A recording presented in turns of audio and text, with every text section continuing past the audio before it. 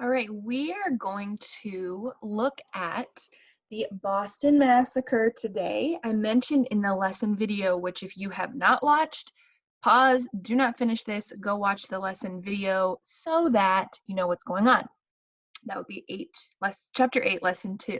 So I mentioned that we are going to talk a little bit further about the Boston Massacre and how the accounts, the firsthand accounts, even of people who were there, differ greatly depending on their bias or which side maybe they would have agreed with more at the time. Perspective of a patriot versus a loyalist, how that can look very different, even from people who would have physically been there and seen what went down. So the first thing that I want to look at quickly is what exactly does bias mean? So I just grabbed this definition from Webster, and it says bias is the prejudice in favor of or against one thing, person, or group compared with another, usually in a way considered to be unfair. So what this basically means is that every person has some type of bias. The way that that bias presents itself can be really extreme or not quite as much. So you obviously see down in the right-hand corner there, I have a terrifying, horrifying, hideous shark. I'm sure I've mentioned to you guys before that I am terrified of sharks. So I have a bias or a prejudice against one thing, which would be sharks. So if you were to ask me, why don't you go in the ocean? I am going to say, because a shark will kill me and eat me. That is obviously not a fact. That is a bias that I have based on a fear of sharks, a fear of the ocean, a fear of the unknown. It really is an unfair judgment to a shark, which you can see at the back of that definition. I have no scientific fact backing up that opinion, but I have a bias which sways the way that I feel, the actions that I would take, things like that. So when we're specifically talking about bias in the colonies, if you are someone who supports the colonies, who thinks the taxation is unfair, that bias is going to kind of guide your view. You're going to think very highly in favor of the colonies, highly in favor of the actions being taken. If you have the loyalist perspective that the colonists are being unreasonable, the taxes are fair, the British are allowed to make these decisions, that bias is then going to guide the way that you think. So first thing we're going to do is look at two different images. These were paintings, drawings that were done by people who were involved in the Boston Massacre, who were there, who saw it, all of that. So this is called the Revere image. This was not made by Paul Revere. It was engraved and printed by Paul Revere. Someone else drew it. So the first thing, I just want you guys to kind of look at this picture. If you need to pause this video, feel free. I'm going to move to some questions that I want you to think about while you're watching this picture, and then I will go back and put the picture on the screen again. But obviously you guys can scroll back and forth in the video. So before we move forward, the questions that I have on the screen, or that will be on the screen, I do have a PDF version in the social studies channel in Teams if you would like to print it. You do not need to write out the questions, like your answers, but you can if you want. So I want you to answer the questions at least in your head, out loud. If you'd like to write them, you can. If you'd like to print them, you can. So this is the Revere image. First thing that I want you to do is, what are 3 things that stand out to you? These should be things that grab your attention. So what are 3 things in this image that you notice? And you can pause. I'm going to continue, but obviously you can pause if you need more time. Second, printing images in color was very expensive for the colonists. However, hundreds of copies were made in color and distributed throughout Boston and the rest of the colonies. Why do you think they did this instead of printing them in black and white? So looking at that image, why would they have made this in color?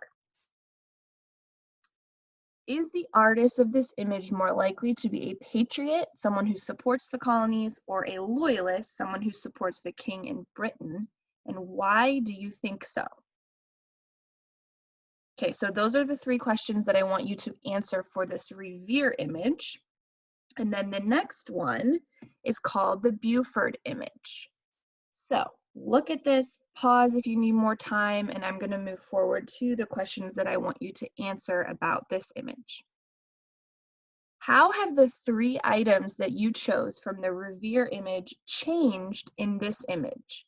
So think back to the three things that you noticed in the first picture, and are those three things consistent or different in this second image?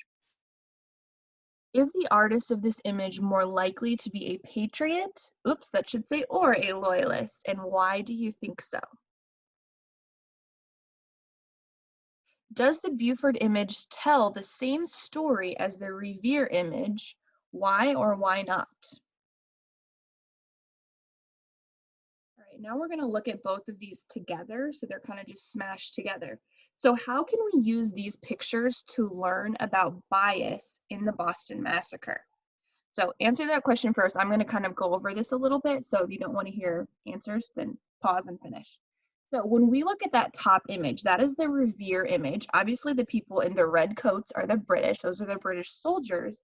And then the other citizens would have been colonists. So obviously, this image shows that the colonists are just kind of standing there and these horrible, angry, mean, I mean, look at their faces. The soldiers are just like firing upon these people for what seems like no reason. And you can see the people on the ground have like blood everywhere. And that's being held over there has blood. I mean, it's a graphic image. It's obviously a cartoon, but very clearly you can see in that top image, it is portraying that the British soldiers were massacring this group of colonists. Hence why we in the colonists, or why the colonists would call this the Boston Massacre.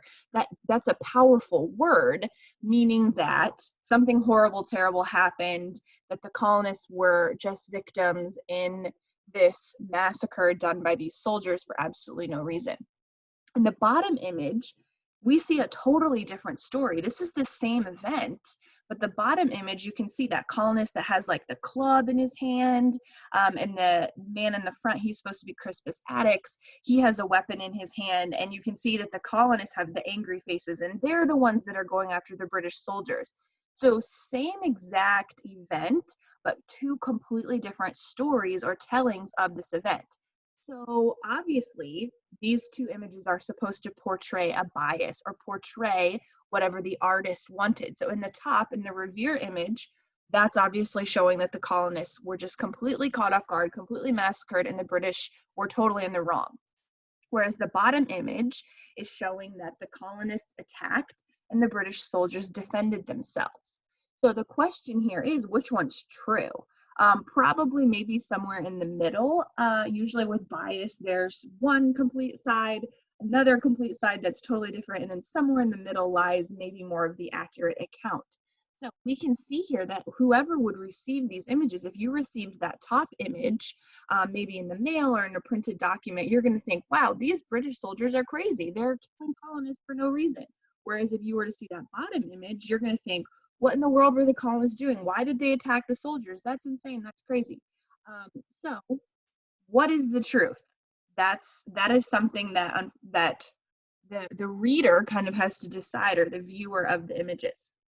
So answer that question. Hopefully you did before I gave you all the answers. All right, the next thing we're going to look at is an account analysis. So that first thing was two images of that were drawn or made from people who were there. The first account I'm going to read is from a man named Captain Thomas Preston, who was a British soldier who was in Boston at the time. So just listen. I attached the PDF also of the account if you want to read along, or if you'd rather read instead of listening to me. I don't care. In my way there, I saw the people in great commotion and heard them use the most cruel and horrid threats against the troops. In a few minutes after I reached the guard, about 100 people passed it and went toward the custom house where the king's money is lodged. They immediately surrounded the sentry posted there, and with clubs and other weapons threatened to execute their vengeance on him. I was soon informed by a townsman their intention was to carry off the soldier from his post and probably murder him. I immediately sent a non-commissioned officer and 12 men to protect both the sentry and the king's money. and very soon followed myself to prevent, if possible, all disorder, fearing lest the officer and soldiers, by the insults and provocations of the rioters, should be thrown off their guard and commit some rash act. They soon rushed through the people, and by charging their bayonets in half circles, kept them at a little distance. The mob still increased and were more outrageous, striking their clubs or bludgeons one against another, and calling out, "Come on, you rascal, you bloody backs, you lobster scoundrels, fire if you dare! Fire! We know you dare not," and much more such language was used. At this time I was between the soldier and the mob, parleying with them, and endeavoring all my power to persuade them to retire peaceably, but to no purpose. They advanced to the points of the bayonets, struck some of them and even the muzzles of the pieces, and seemed to be endeavoring too close with the soldiers. On which some well-behaved person asked me if the guns were charged. I replied yes. They then asked me if I intended to order the men to fire. I answered no, by no means, observing to them that I was advanced before the muzzles of the men's pieces, and must fall as sacrifice if they fired. While I was thus speaking, one of the soldiers, having received a severe blow with a stick, stepped a little on one side and instantly fired, on which, turning to and asking him why he fired without orders, I was struck with a club on my arm, which for some time deprived me of the use of it, which blow had been placed on my head, most probably would have destroyed me.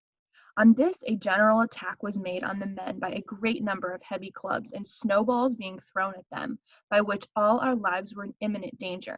Some persons at the same time from behind calling out, "Your bloods, why don't you fire?"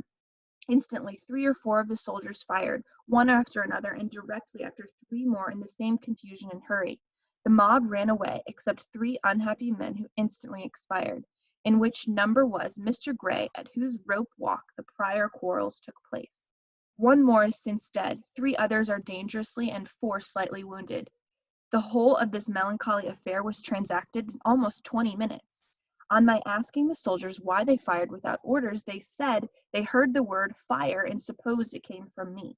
This might be the case, as many of the mob called out fire, but I assured the men that I gave no such order, that my words were, "Don't fire, stop your firing." In short, it was scarcely possible for the soldiers to know who said fire, or don't fire, or stop your firing. So that is a British account of the incident at King Street.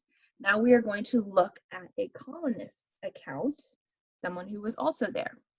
The horrid massacre in Boston, perpetrated in the evening of the 5th day of March, 1770, by soldiers of the 29th Regiment, which, with the 14th Regiment, were then quartered there, with some observations on the state of things prior to that catastrophe. Whether the boys mistook the sentry for one of the said party, a group of unruly soldiers who had been about the area earlier, and thence took occasion to differ with him, or whether he first affronted them, which is affirmed in several dispositions, however that may be, there was much foul language between them, and some of them, in consequence of his pushing at them with his bayonet, threw snowballs at him, which occasioned him to knock hastily at the door of the custom-house. From hence 2 persons thereupon proceeded immediately to the main guard, which was posted opposite to the State House, at a small distance near the head of the said street. The officer on guard was Captain Preston, who, with 7 or 8 soldiers with firearms and charged bayonets, issued from the guardhouse, and in great haste posted himself and his soldiers in front of the custom-house, near the corner aforesaid. In passing to this station, the soldiers pushed several persons with their bayonets, driving through the people in so rough a manner that it appeared they intended to create a disturbance. This occasioned more snowballs to be thrown at them, which seems to have been the only provocation that was given.